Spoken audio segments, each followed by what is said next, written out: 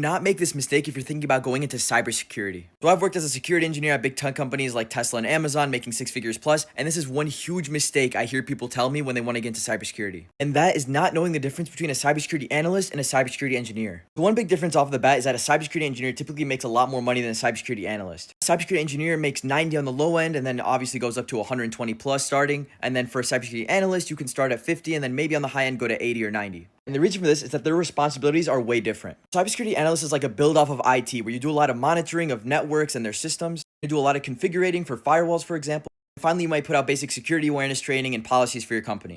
On the other hand, a cybersecurity engineer, which is what I do, tends to have a little more problem solving involved. Rather than looking at tooling like a cybersecurity analyst would and just monitoring it, you actually build the tooling as a cybersecurity engineer. Security engineering is a lot more broad as well. I mean, I've done application security engineering where my job is to build tooling like I mentioned, and I've also done penetration testing where my job is to break into companies and find vulnerabilities.